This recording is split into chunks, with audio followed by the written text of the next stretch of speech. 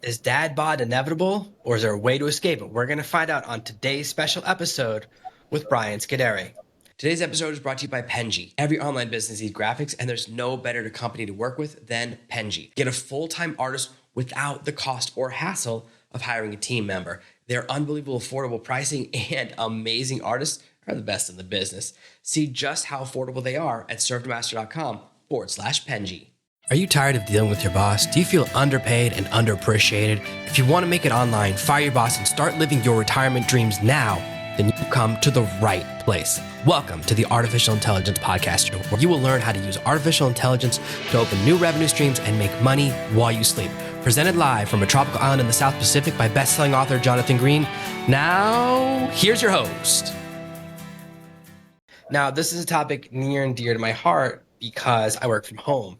And once you start working from home, it's easy to lose all that discipline, right? Everything falls apart. And every time you kind of make a plan, it's like, oh, the gym is so far away. And life gets busy, especially as we're dads. It's become this whole modern statement, right? Always got a dad bod. Like, dads aren't expected to have good bods anymore. And there's all of these things out there. And I found your story really interesting because the same thing happened to me. I was going on a flight with my wife, and they made me step on the luggage scale because the plane was small and they didn't want to crash it, and they had to move people around. I came in at 285, shocked me. I was like, what happened? Because you just stop paying attention. Like, I have a girlfriend now. It was my girlfriend at the time. What does it matter, right? And I just ballooned. And so I put on massive amounts of weight, and that was like my moment. I was like, I got to make a change. I've lost about 60 pounds since then, still on the journey, right? It's still a continual journey, but it's very interesting. And that's why I'm so fascinated by your story, is that whenever you're on a diet that's working, everyone wants to give you advice. Like, that's the number one people think. You go, I lost 6 pounds. They go, let me tell you how to lose more. It's like, but what I'm doing is working. Why would people in dieting more than anything else, they love to give unsolicited advice. So I really want to hear about your story, about how you first realized you had your moment of revelation, and then kind of how you turned that into starting to build a business. Very interesting to me. Yeah, absolutely. It was a very similar, like, I call it like I don't know. Am I allowed to curse on here? No? Okay, good. I'm glad I asked. So I call it like the oh man moment, like the I messed up moment, right? You see the number on the scale. It's like everything feels very real because everything is so gradual on a day-to-day basis. You take a look at your body in the mirror, you take a look after you get out of the shower, and you don't see much change on a day-to-day. And then you have that oh man moment where the number becomes real. And for me, that was when I used to have a lot more hair and it was kind of all like messed up. And my wife was like, oh, your hair looks crazy right now. And she just kind of snapped a picture. This was 6 years ago. And then she showed me, and I just like was standing there looking derpy. I had man boobs, and I was like, damn, I've never been this heavy in my life. And just like you said, it was something that was so far on the back burner because once you're in your late 20s, you're super focused on your career, right? I was getting married to my girlfriend, now wife. I was super focused on that. I was super focused on building a team. I was super focused on, really everything that was kind of like what we're told to focus on. And then I took a look at my body and I was like, I've never looked like this in my life. And that was something that I was like, I knew I needed to change. So I immediately, like that night, started researching up diets, and every fad diet known to mankind came into play, right?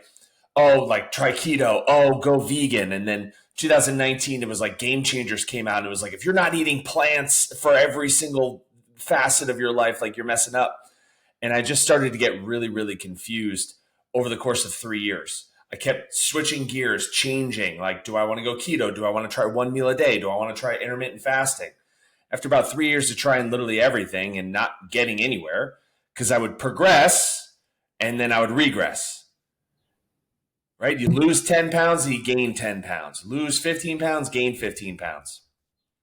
And so then I started to figure out, like, well, what's sustainable as a dad? What's sustainable as a business owner? What's sustainable as somebody who wants to win in their career, but also not look like crap along the way, because we don't want it to be mutually exclusive, right? You shouldn't either have a good body and a crappy business or an amazing business and a crappy body. So we want them to work in harmony.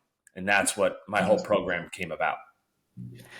Yeah, that's what's really hard, is that you kind of are trying to balance these different things, and I think we approach life kind of like when you play one of those Dungeons and Dragons games where you're like filling out the cards and you only have so many points. It's like, how much do I put in health versus intelligence, right? And we think, well, what's going to get me all the way? And because there's this idea, right, that if a guy's got really big muscles, he's dumb.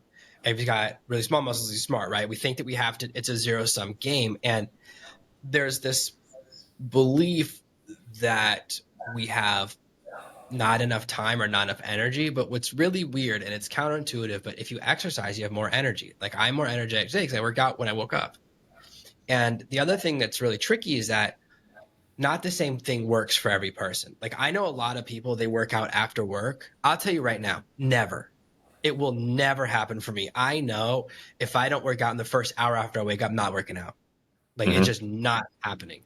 And that's knowing myself, right? And the thing you said about diets is really good because there are so many fad diets, it's overwhelming. And I'm on paleo, that's what works for me, but that's because it's sustainable. I really like the stuff that I can eat on paleo. And so when people talk about keto, I go, I don't like that. Right. It sounds, and everyone on keto is so like, they're always trying to convince you. It's like people tell you if they're vegetarian, people tell you if they're keto. Like they need you to know right away. I never say, I would only mention because you mentioned it, right? And the reason is because it's very easy for me. But then people see what I'm on. I eat mostly fruit because I live in a tropical climate, eat fresh fruit all the time. Fruit is a large percentage of my diet. And people are like, oh, you shouldn't be eating those fruits. And I'm like, yeah, but my weight's going down. All my numbers are good. You know, I'm checking, my blood tests are really good. My health is really good. All of those things. People love to give you external advice. And then you jump on their diet. And there's some crazy diets out there. I saw one that's like the cookie diet. I'm like, well, I already don't like the sound of that. Like that already sounds like crazy. And then That sounds crazy. all these things. I'm not good at restrictive diets. Like anytime where there's like rules, like calorie counting diets don't work for me. It's very tough for me, but like Mm-hmm. everyone wants to give you advice. So it's very murky. It's like the murkiest place for information, it seems like, you know, because you see every single bodybuilder, massive muscles, and then they're recommending a supplement. I'm like, that's not how you got there. Like, come on. I know what you're doing. Like, come on. I have a friend of mine is competing in Mr. Universe. I know what has to happen to do that. And we all pretend it's what's not happening. There's so much misinformation. So that's what's really overwhelming, I think, is the first is the idea that there's one super diet that will work for everyone, right? And there's one super thing. And like I think that's why most people just get overwhelmed because there's so much advice. And even now, actually, before this call, I was trying to look up a paleo cookbook. So hard to find one for some reason. There's all these cookbooks that like some of the recipes are paleo or some, and I'm like, don't do that. Like, what is like? It's either like really weird recipes or it has other recipes mixed in. I'm like, don't do that. I don't want to have to look through the book and check each recipe manually. That's the dumbest thing I've ever heard of. So that's really strange how hard it. But if you want a slow cooker recipe, there's a million for some reason, millions of slow cooker cookbooks. We don't have a Mm-hmm. slow cooker. I know I'm going on a long rant here. Now it's your turn. Fire away. No, no worries. I always say that when it comes to dieting, there it's like a spectrum. On one end, you have hyper restriction, and on the other end, you have like tracking. Okay, so what most people try to do is they try to find something that like they'll land on that spectrum. Some guys do really, really well with tracking. I do super well with counting calories, counting macros. It's like I love it because for me, it allows me to eat the things that I want to eat.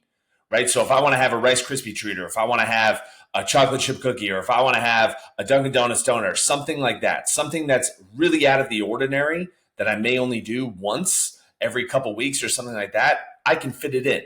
Like I'm on a cut right now. I've had ice cream every single day and I've consistently lost weight every single day because I know like how many calories are in it, how and what are the macros, right? And when I understand what food is, I can then apply it into my life. Some guys just don't even want to have to go that extra step. And so you kind of take it from the quote unquote tracking side of things where you're counting calories and macros, and you start to lean more towards the restrictive side. And I'm not saying that you need to cut out literally every single little thing in your life, but maybe you restrict it 4 or 5 days a week. Maybe you restrict it 5, 6 days a week, where it's like 5 or 6 days out of the week, I'm only eating paleo. And then I can have the one meal on Saturday, one meal on Sunday. And so you got to find that balance. And it really comes down to testing things out. And so my program is all about understanding. And I even have a phase, which is the first month of every single one of my programs. I have 3 programs. Every single one of my programs is an awareness phase where we have to just pay attention, right? It's not about changing literally anything. We're just going to start to pay attention to the choices that we make because food is this passive thing. right? We just kind of like go through our day, like, well, what do I have available? I got a Pizza Hut, I got a Taco Bell, I got a Wendy's. Like, what am I going to eat?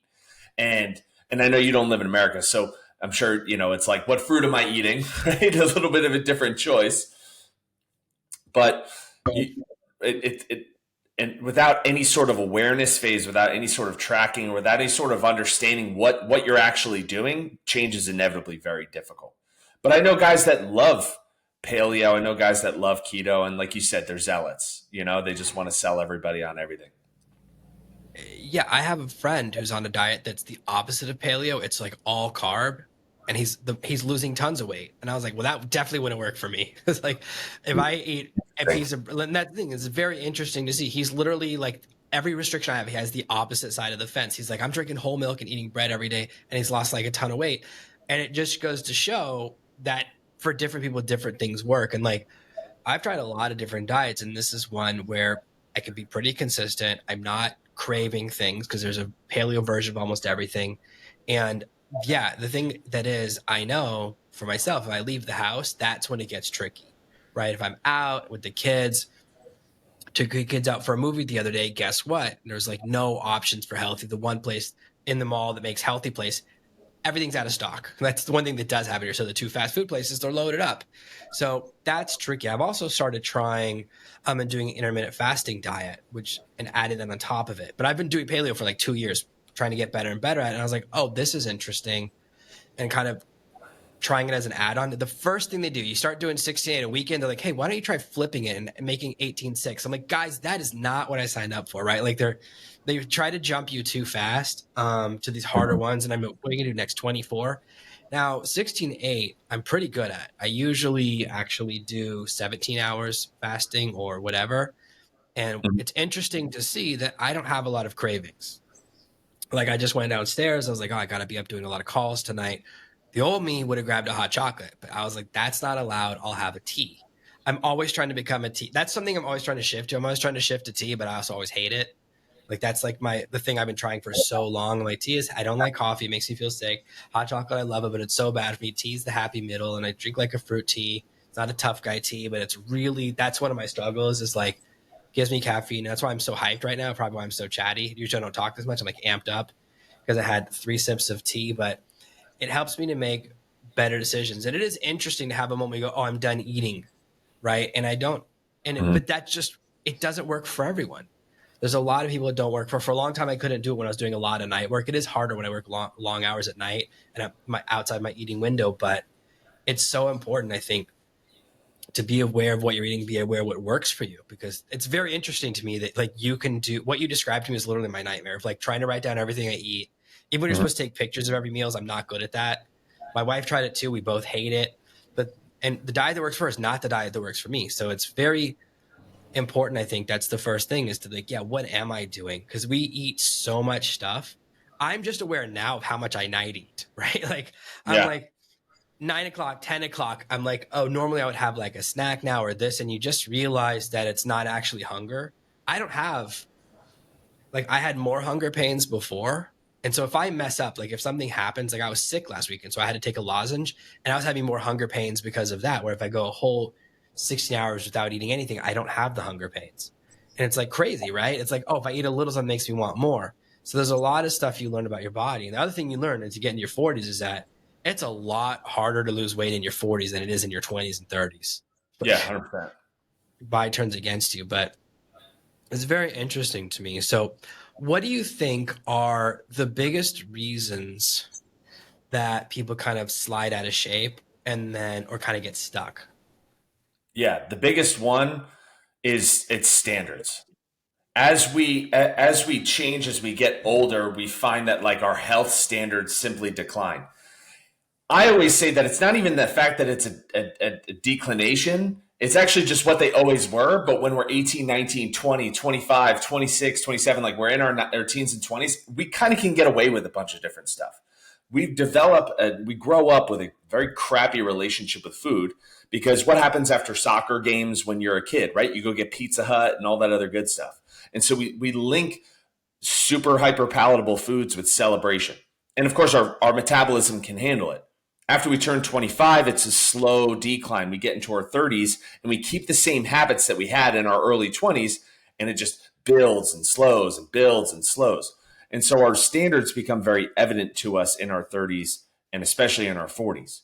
And so that's the big thing. If we hold these low standards of what we believe and is what's possible for us, and what the dad should look like. You even said it before you opened up. Like, is the dad bod inevitable? And society gives us like the standards that they have for dads is very simple. You're fat, you're probably dumb, you're probably a bumbling idiot. Like, these are the things that are like society preaches to us through commercials, through television, through movies, right? It's just like you're like you're always the butt of the joke, or you're always just making a joke.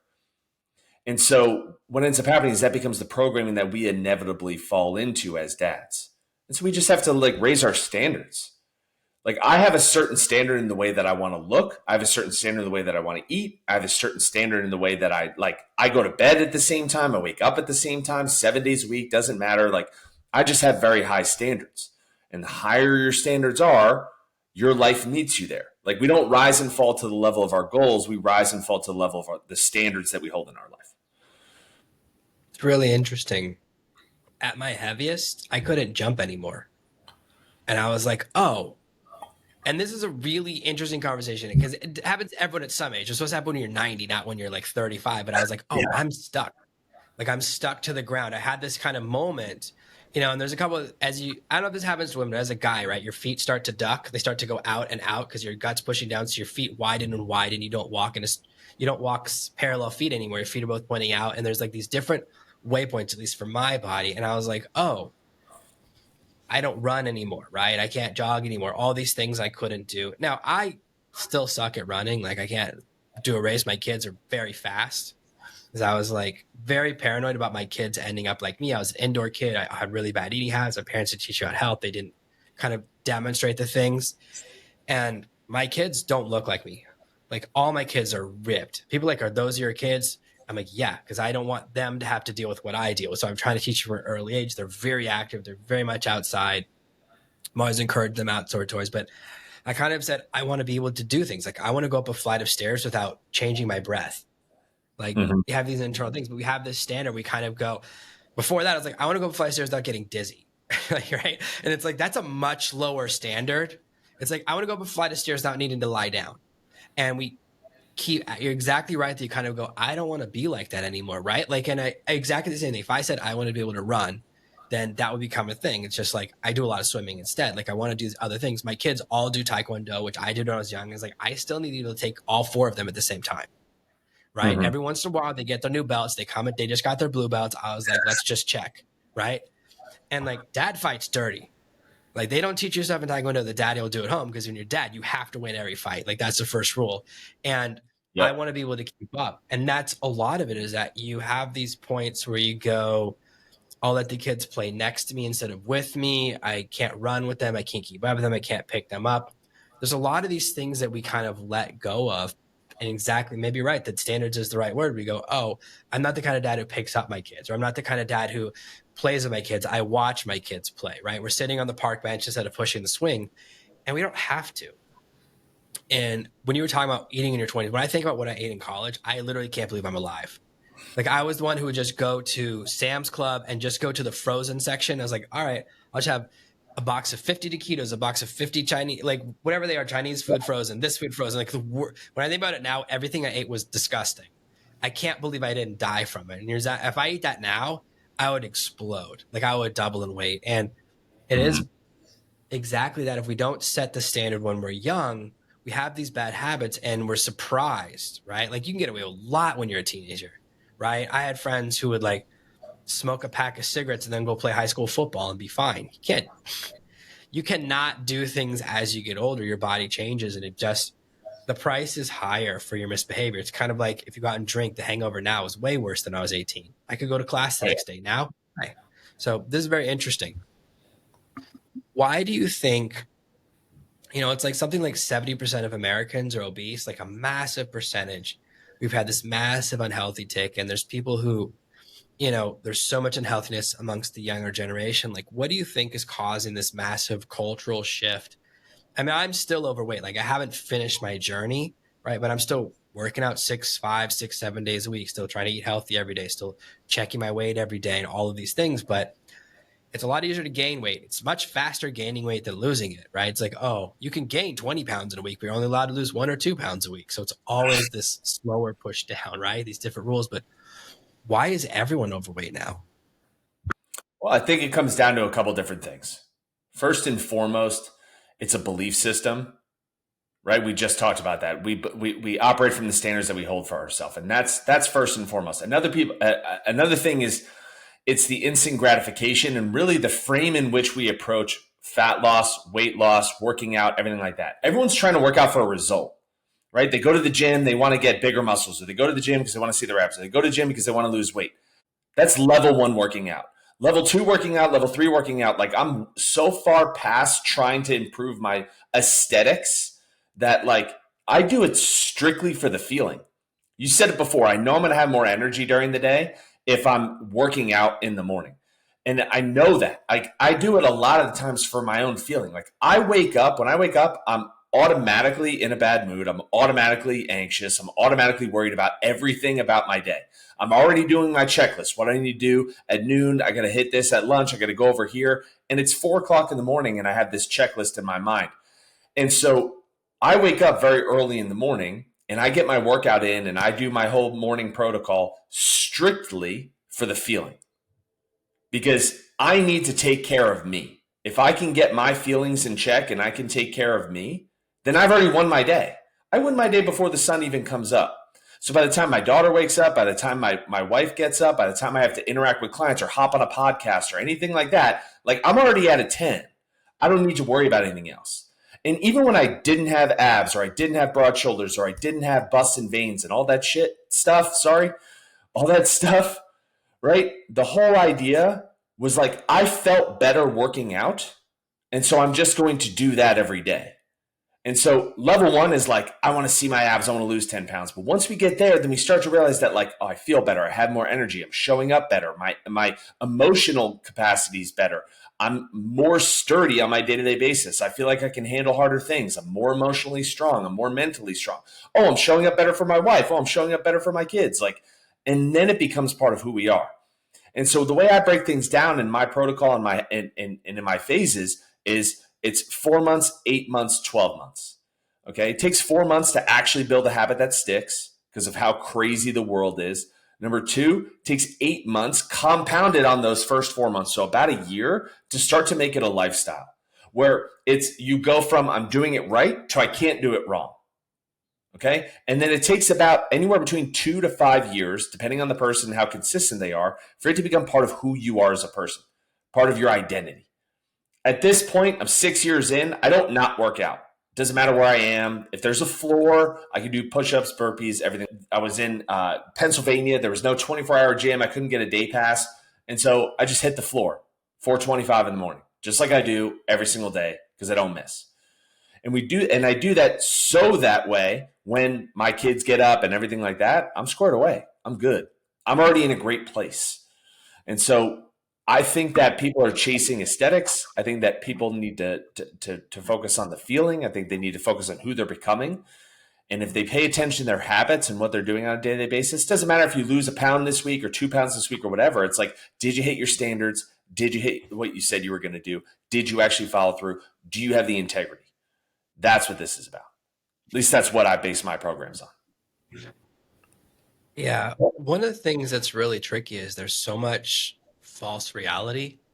Like so many people that are posting on social media and doing videos and on television, they have these massive muscles and they're in every movie and they're juicing.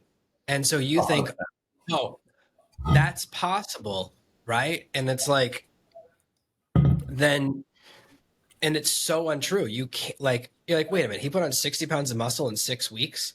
Why can't I do that? And then you realize it's like, oh, it's because he's spending $20,000 a month on stuff that you have to ship in from other countries and all sorts of. It's so most people who are known for their physiques, they're cheating, right? And that's why they're shortening their lifespan, all that stuff. And and that's what's tricky, right? Like there's this big movement of body positive for women. You don't see that for men, right? Every single guy in a movie, right? You don't see Russell Crowe as the action star anymore. The guy put on like 5 pounds, and everyone's like, he's a pig. He can't be in movies anymore. It's like, what? Right? Like, you know what I mean? It's like Brendan Fraser put on 20 pounds and now he's the whale. Like, these guys don't even put on that much weight and they get pushed into the, oh, he's in the fat guy category. Now he's the bad guy. So we don't see that, right? We never see the possibility. Like, the only version of healthy for men right now is six pack, right? Like, that's the only thing that matters. And for everyone, that's not possible, right? Everyone has different bodies. Some people have huge shoulders, whatever, but that's kind of the measurement right now. And it's like a lot of what we see, it's not actually attainable. It's literally impossible unless you juice. And I don't want to do that because it's like the consequences aren't worth it to me, right? Like, I want to be healthy. Like, the measurement for me is, as I mentioned earlier, is just, can I keep up with my kids? Can I play with my kids? Can I hang out with them all the time? Whatever they want to do. Like, I have a rule: if my kids are swimming, I always swim with them. Every time they invite me to swim, even if I'm working, I join them. Like, that's one of my things. And it's like, I want to be able to do that. That's my measurement. But we're constantly seeing something that's unattainable. So then when we go to the gym for 6 months a year, we don't get that result. It's really disheartening because we are looking at something that's impossible. Even like a lot of the men's fitness magazines I looked at as a kid, now I know the people they're putting on the covers weren't actually living a healthy lifestyle. So there's like a lot of that, right? We keep putting this visual in our brain that's not a good thing to look at. It's like, so what we're trying to look like is something that's impossible unless we do something unhealthy. So how do you help people, or what should people do to kind of put like the right type of goal in front of themselves? Like, oh, this is what I actually want. What This is the right way to measure my health. This is the right thing to focus on, right? Because exactly, you talk about, most people focus on, I want to go to the gym until I lose this much weight, until I have a six pack. And obviously I'm still trying to push my weight down because I know I'm at an unhealthy weight. But how do you keep going after that, right? Like, what is the way to keep maintaining and create a lifestyle? But it's so much of it's in your head because we're always saying, oh, I'm so busy, I'm so busy, I'm so busy, it's such an inconvenience. How do you kind of break through that barrier? Yeah. So I want to unpack a lot of what you said, right? So first and foremost, in terms of what you're seeing in the movies and on cover, like cover magazines, stuff like that, yeah, those guys are all juicing. I 100% agree. Do I think that you have to be on steroids to get a six pack? No. Do I think that everyone is going to have the genetics to have like an absolutely diced up six pack? No. People hold weight in different areas. My brother, we have the same parents, right? Has a totally different body type like me. Okay, body type than I do, right? I don't think, even if my brother dieted down for a year, he could see his abs, but he's not going to have the same leanness as me. And that's just because he holds weight differently. But that doesn't mean that he can't get really, really lean. But that's also not equatable to health. Anything under 12% for a guy, really, you're pushing markers. I have a bodybuilding show on May 27th. So I'm in the game, right? I'm 8 weeks out, 9.5, 10%. Is it sustainable? Sure. Is it the healthiest thing in the world? No. I'm going to get down to probably 5% body fat. That's not healthy at all. And no bodybuilder, by the way, in case anyone's wondering, they diet down. Like I have a cover model friend, okay, who gets down to like 3% for his shoots. He's right back up to 10% plus in a week. Like, they don't hold that. Nobody sits like that. And so the goal isn't necessarily to always get down to 4% or 5% or anything like that. Really, the way that I break through this with a lot of my guys is we use goals as a marker for trajectory. And that's it. Because most people think like the goal is the end result. Like, once I have this, then I'll be happy. Once I get to this point, or I get to this body fat percentage, or I get to this level of leanness, then I'm good. I'm done. Like I worked out. It's like, that's not what this is even about in the slightest. This is about building habits, right? Like, you don't build a business online to $10,000 a month or $20,000 a month and go, oh, all the work's done. I'm good, right? You're more so focused on like, well, what are my habits? What am I compounding daily?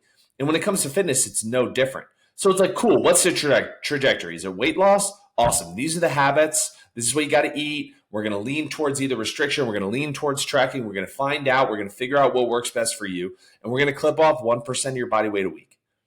And that's it. We're just going to focus on that. If we keep winning that, then inevitably you're going to get wherever you want to go. And so you don't win by hitting a goal. You win by doing the habits. The work instills the worth.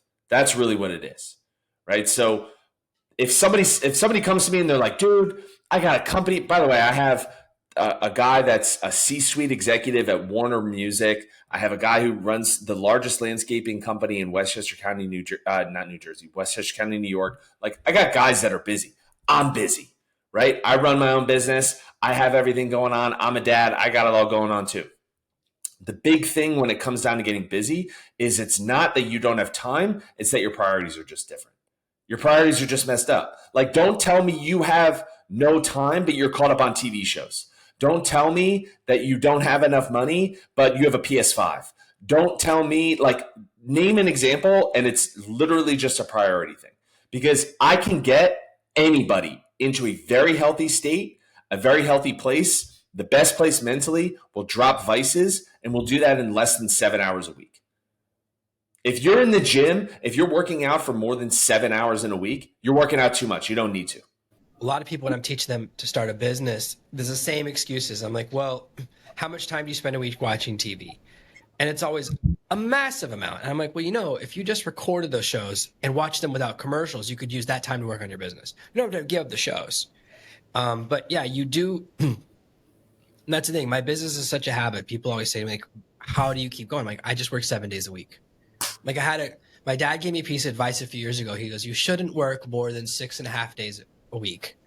And I was like, that's when one workaholic is giving advice to another, when they're like, you should take off half a day a week, right? Spend 4 hours a week with your family. And, but I realized, I was like, oh, I would rather work shorter days, but 7 days a week than a long day, 5 days a week, right? That's how I like to break up my week. And so it's very much a habit, but it's exactly the same thing. My wife and I, we wanted to go see a movie last week, and I looked at the time and go, it's 3 hours long. And she was like, well, that's not happening. I was like, let's watch it at home. And that way we could watch it over the course of 4 days. Because to set aside 3 hours to me, like, and I guess I sound like an old man on his lawn, but I'm like, why are movies 3 hours long? Star Wars is less than an hour and a half, and everyone loves that movie. It doesn't have to be long to be good. There's a value in brevity, right? Like, I'd rather something be short and useful and more efficient, because I just want to spend time doing the things that are important to me. And I guess it's exactly the same excuses we use about working on our business, we use about fitness. It's like, there's always something you're doing that's a waste of time. We all have bad habits. I certainly do things that are a waste of time or that are inefficient. And I just realized for me that I have to do it first thing in the morning, right? So I get up at 5:45. Sometimes I wake up early. Actually, my trainer lives in my house. I had an extra room. I was like, I need him right here. Like, I want him here. So when I'm ready to work out, he's downstairs. And that's it. He doesn't do anything else, right? He's just, when I want to train, he's there, trains me downstairs. If I want to go to the gym, which we do sometimes, but not really, I was like, we have enough stuff downstairs. I can get a workout in. And when we first started working out, I was like, you got to do different stuff a lot. We can't, I know it's more effective to do the same workout every day. I was like, but I'll get bored. My motivation will drop off. That's a problem with me. So now we mix it up. I was like, it can't be too long. It's got to be under 30 minutes. 20 is my sweet spot. And then I'll be consistent. And you can get a really good workout in. There's this other idea. I remember one time a person was like, oh, you should train like 18 times a week. I was like, what? He's like, yeah, most days you do 2, sometimes you do 3. I was like, why? Then you really can't have a life if you don't have a home gym. Then you're going to and from the gym. It's like, there's this idea that a workout has to take a really long time. But if you don't do any talking, and let's be honest, a lot of people at the gym are chit-chatting. If you move out all the talking and you don't go on water breaks, like when I'm at the gym, I don't drink water because I just want to be done as quickly as possible. When we go to the big gym, I get a killer workout in less than 40 minutes. At home, it's less than 20. And that allows me to have the rest of my day. It's not a huge amount of time. When I was living in America, yeah, driving to the gym, maybe it's a 30-minute drive there and a 30-minute drive back. Now it's a 2-hour commitment, right? I can see why you can complain about that, but how can I have an excuse now when it's 20-minute workout? It's before my kids wake up. I just get it done. But turning into habits, the most important part. And I'm still on the journey. And it's interesting. These days it takes years and years to get there because we want that instant gratification, right? And we have these other things we want to do sometimes. And man, so many times, right? I don't want to do it. Like I wake up, but then once you start, you're fine with it, right? Like I like going to the gym once I'm there. It's actually the trip to the gym that's always my problem. Same thing for me for snacks. I will never leave the house to go buy a snack. Like I would never, even if we lived next door to a 7-Eleven, I would never walk out the front door to buy a bag of chips. But if they're inside the house, well, they're getting murdered. Like it's going to happen. So I know my line. It's at the front door. And it's different for everyone. Other people can keep stuff in the house and not eat it. My wife used to hide stuff around the house, but it was like, no, I'll find it. Like, and once I do, I can't control myself, but it's not in the house. The craving disappears. But so much of it is kind of, like you said at the beginning, is like assessing yourself and being honest about what you're good at and what you're bad at. And knowing, oh, if I try and work out in the afternoon, I won't do it. Like that took me a long time to learn that lesson. They're just not consistent. If I keep Mm-hmm. snacks in the house, I can't control myself. And we're playing around with more and more things with the diet, like learning like different paleo recipes. And there's a lot of these like paleo desserts. I was like, oh, I'll play around with that. But I eat one and then I weigh myself the next day to see if they're really okay because I don't really trust that because it seems kind of tricky to me. So a lot of it is self-assessment and kind of you have to be honest with yourself. And like a lot of phases in life, right? When I wanted to get better at dating, when I want to get better busy, you have to look in the mirror and go, I'm going to be really honest with myself and see what I'm doing right and what I'm doing wrong. Because that's the only way to get better is to take total responsibility. Yeah. I mean, that's why coaches exist. That's why trainers exist, right? That's personally, in my opinion, this is why I exist. I just tell people the truth. Like if you're telling me that like if we have a check-in call, right? You're one of my clients and you're telling me that you're in the gym for 90 minutes.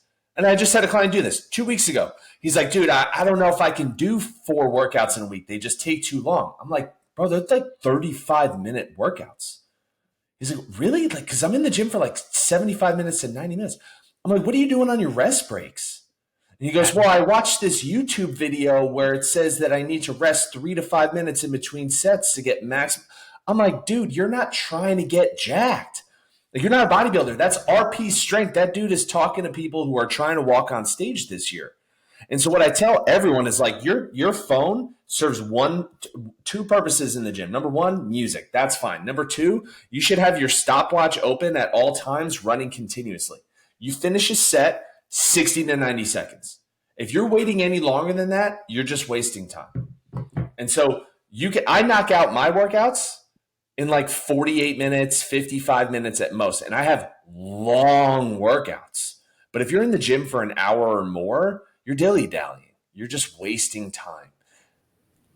I'm always thinking, how can I get out of here faster? So I'm like, I'll do a 40-second break instead of 60 because I want to get done quicker. Like, Yeah. I'm thinking about that end point. My wife does these marathon workouts, and she's there for like forever. I'm like, what are you doing? You're Yeah. gone for 3 hours. I'm like, do I need to be worried? Even when I go with her, I'm like, she just somehow makes it last forever. I'm always done first. But even if I do like two back-to-back workouts, right? She's still going and that's her Mm-hmm. thing. It's fine. But, she does a lot of treadmill and a lot of that stuff. So that can take longer. But I'm all about, I get there and all I'm thinking about is leaving. I'm like, I want to get it done really efficient. But when I was younger, I would dilly dally and you're just chatting to people and you're kind of doing other stuff and messing around and not being efficient. Like if you don't have your plan written down and you're kind of just randomly doing whatever is available. And sometimes I have to do that when I'm at a travel gym, like I'm out of town. I'm like, what equipment do they have? I have to adapt. But it's then you kind of create a bad habit. And then the bad habit's the reason you quit, not the good part, right? Like it's taking so long, so I can't do it. It's like very tricky because like I said, there's so much information out there. There's so many diets, so many exercises, so many workouts, so many routines, and everyone says that theirs is the best. And every time I work with a different trainer, like they give completely different diet advice, and it's Yeah. really they all and you will never get two trainers to give the same advice, no matter who you talk to. And that's what makes it. There's not a universally accepted this is good or this is bad. In my lifetime, eggs have gone from good to bad like 20 times, right? Eggs are evil, eggs will save your life. Eggs are evil, eggs will save your life. It's like, I Mm-hmm. don't know what's going on with eggs, but it's like, no, you can eat the outside, but the yolk is poison. No, actually, the yolk is really good for you. It's how you get big. And it's like, if people can't decide if eggs are good or bad, how can we decide anything else, right? And there's, so much bad information and it's hard to know what's the good information, right? It's just like so much. Like if you look up anything on YouTube, right? You look up like what's the right way to do a bench press. All 5 videos will have different ways of doing it. Mm-hmm. Yeah. You're always going to have conflicting information. And that's where the whole idea of awareness and the whole idea of testing comes into play. Like I did keto. And when I do things, I don't just like do things. Like I committed to 90 days. I was like, I don't care how much it sucks. I'm doing this for an entire quarter. And I did it for an entire quarter. And I lost a ton of weight, dude. I lost a ton of weight. I went from 228 down to 192. But here's the issue. I looked flat. I had very little energy, and I was like spending an exorbitant amount of money at the local diner because and in my head I was like, all I can eat is steak, eggs, and bacon. Because like I can't go to Chipotle, I can't do anything else. So I was like Grubhubbing $30 like 3 eggs with bacon every single day. Because keto is one of those things like if you don't prep, like I was running my own business at the time, I was doing like 80-hour weeks, like if you don't prep, like you're screwed over. And so then I was like, you know what? Maybe that doesn't work. I got to try something else. And I went the vegan route. And again, I don't just try things. Like I did it for an entire quarter. I did it for 90 days. And I'd never been more tired in my entire life. I was absolutely exhausted. Eating enough calories or anything like that on a vegan diet was tremendously difficult for me. And not only that, I was spending a ton of money again. And so what I saw a YouTube video. His name's Mike Israetel. Okay, he did a TED talk, and this guy, he's a nutrition scientist down at Temple University in Philadelphia. And in 9 minutes, he broke down what I talk about to all my clients is like, look, at any rate, each food has like a benefit and like a disadvantage. And so it's just understanding how they interplay and just bringing them into your life. Just don't have four every day, every week. You can have bacon, but just don't eat it, 3 times a day. It's like you can have pretty much anything, just understand how it works. And so when I heard that, I was like, well, food is made up of macros, food is made up of calories. If I just understand how that all interplays, then I can fit in pretty much whatever I want. I can have the flexibility because you mentioned before, right? Like my sweet spot's 20 minutes for my workouts. It's so I'm going to stay consistent. That's the key. It's not about like most people think it's either I'm all in or I'm all out. It's 0 or 100, right? Where the sweet spot is like, how can I be like a 60 to 70, 7 days a week? Like, can I be like in the zone of progress, but not always perfect? Because it's not about what works. It's about what works every day. Like anything Yeah, works once. one of the problems with a lot of the diets, like if you read the original paleo books, they're awful. Like the way they describe paleo, it's like always the most extreme version. I remember she was like, "Oh, and for dessert, you can have a sliced walnut." And I was like, "Okay, there's Jesus. no way you can chop one walnut and make it." It's so extreme. Every recipe she was describing was disgusting. And I was like, "You don't have to do that, right?" Like the main rules of paleo is like you just don't eat white carbs. Like that's the main thing. And then you just don't drink carbs, right? Like those are two rules I can handle. But as soon as you Right. start describing like really disgusting, it's like every meal has to be boiled, like or steamed. Nothing tastes good steamed, by the way. Like everything you steam is gross. And like when people, and I know, like when people are on they're training for bodybuilding, right? They're like, oh, I eat like boiled chicken and steamed broccoli every day.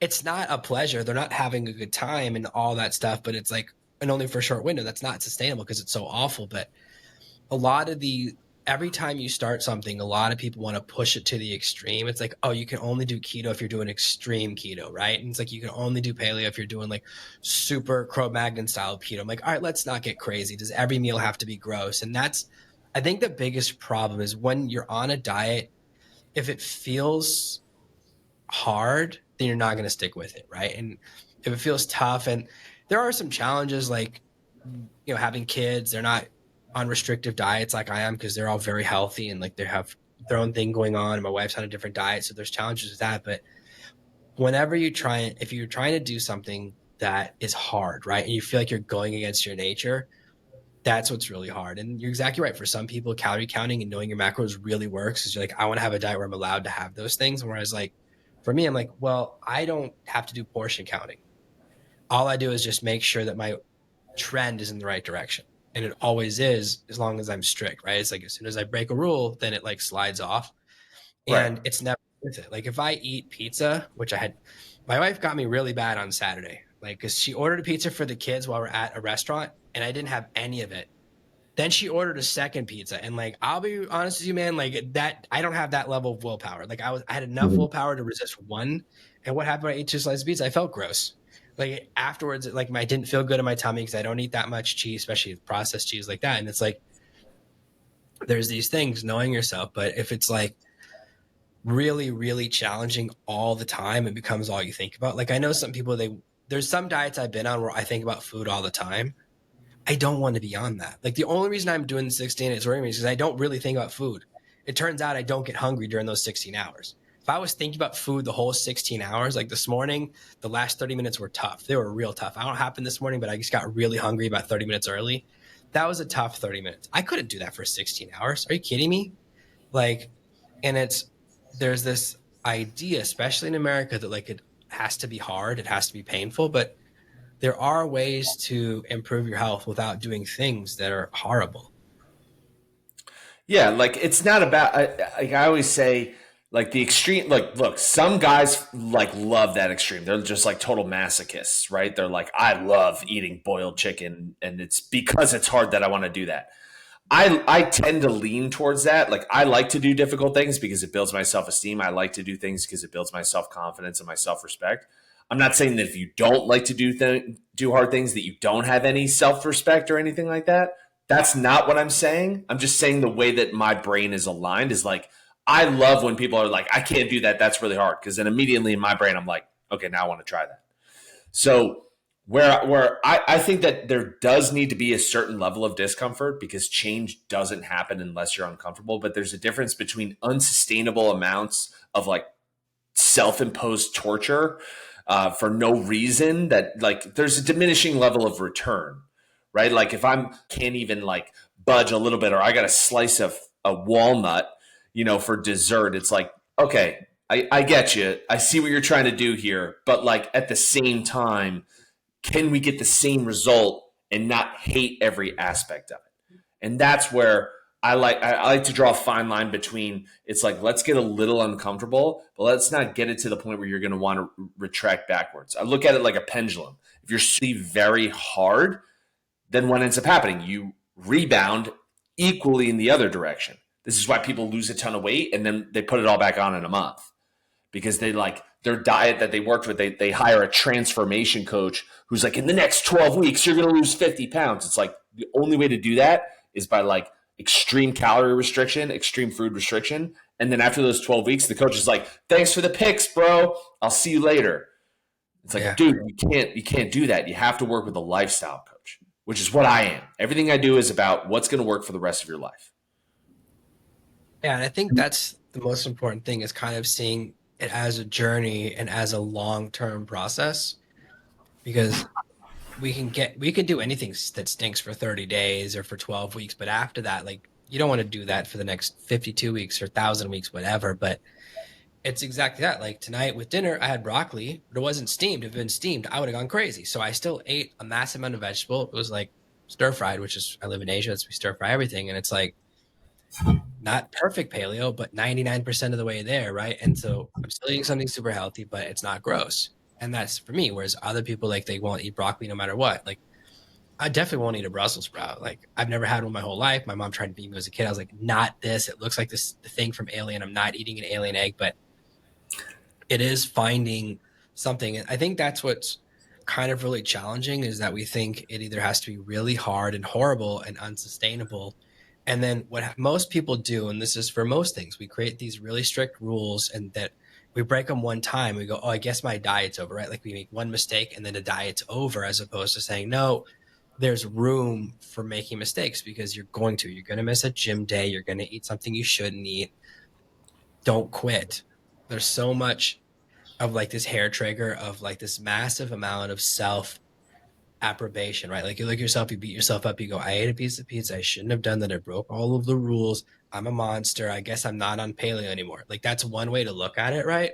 But the other way I can look at it is like, well, I just have to make up for it, right? I can just get back in the saddle. You can have up and down days. You just want to have more up days than down days. But we have this way of approaching rules that's very much when we break one, oh, it's like if you quit smoking, which I did many years ago, and you have one cigarette, you go, oh, I guess I smoke now. And it's like, well, no, like, let's not go back to, let's not go all the way back. Right. But we do that, especially with diets. It's like, it's almost like we're looking for any excuse to quit. I think part of it is that diet now in English kind of means a short-term change in what you eat for a result, as opposed to like when I say I'm on a paleo diet, I mean it's every time I eat, it's how I make my choices. It's not for me, it's a forever thing, not a short-term thing.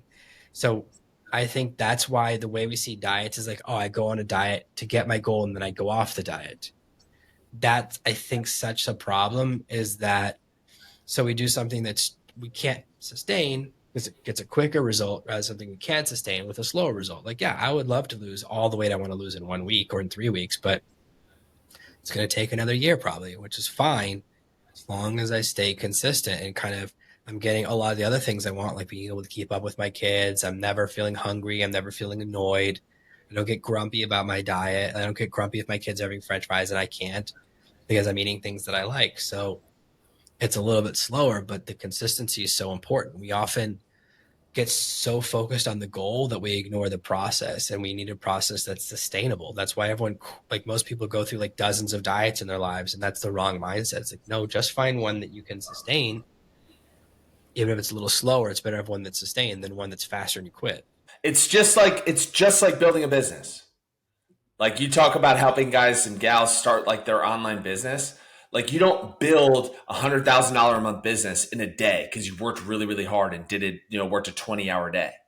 Right. Like I don't sleep, Monday through Tuesday. It's like that's just not what's going to help you win in the long term. It's always about what works every day. And this, I alluded to this before. Most people are either all or nothing. Like you just said, if I have one cigarette, if I have a piece of pizza, like, oh, I'm off the diet now, or I'm off, I guess I'm a smoker again. And this is just tying back into what I said about standards and raising your standards. Most people have either I'm perfect or I'm not doing anything. Either I hit every single marker or I'm off. And they identify with either what I call a 0 or 100 mentality. And what we want to do is we want to raise the standard. Like if you have a 0 or 100 mentality, like if you have a slice of pizza and you immediately think that you're off the diet, then you have you have crappy standards. You have very low standards for yourself. What you need to do is you need to realize that like if you raise your standards, like what I tell my guys in Unbreakable Dads is 4-5-1, right? 4-5-1, something easy they can remember. I tell them like, hey, tattoo this on your hand so you never forget. 4 workouts a week, 5 days of hitting your macros and your calories each week, and then a gallon of water a day. 4-5-1. You do that, you're going to progress. Right? Because what that tells you is like, okay, well, I have this schedule, right? I scheduled that I'm going to work out on Tuesday, but my daughter gets super sick. I got to keep her home all day. I don't have time to go to the gym. My wife needs to stay long for a meeting. And it's like life gets in the way. Okay, this morning, my daughter is actually sick. And like, luckily, my mother-in-law is on spring break for school. She's a teacher and she kind of swooped in and took it. But I almost had to reschedule this podcast. But long story short, like, if let's say I had all those things happen where I couldn't work out, it's like, well, I just have to make sure that I hit 4 workouts a week. Like my standard is 4 workouts a week. It's not 7. Like if my standard's 7 and then I missed, then all of a sudden I have this like mental break in this shame cycle of like, oh my God, I missed a workout. Like I'm not perfect. It's like, well, who cares? Like my standard right now is 5. Like if I have to take a day off because life happens because we're dads and we have kids and we have people relying on us, that's okay, as long as I make up for it in another area. So it's just raising your standards and living in that zone of progress. If you do 4-5-1, you're going to progress. Are you going to progress as much as if you got 6 workouts that week? No. But is it okay that you still got 4 because you still won your week? Yes.